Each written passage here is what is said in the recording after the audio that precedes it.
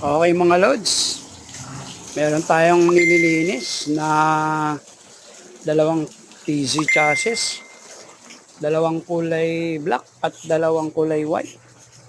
Ito lang yung kinaya nating budget. Chassis muna. Kulang pa to ng mga internal at kanyang motor, gulong, pati cowl. Bibilan pa. Medyo may kamahalan kasi kapag bumili ka ng bago, buo. Ito medyo nakakatipid sa online.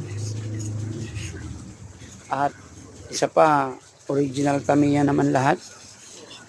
Mura pa. Basta mabuo yung gusto mong car, okay na yun. Linis lang ang kulang para maging pogi ulit. Ito mga lods, dahan-dahan lang sa paglilinis para hindi masira. Okay. Tiyaga lang sa mga tropa pips natin yan. Ito yung nakakatipid kapag bumili kayo sa online. Sige mga lods, hanggang dito na lang.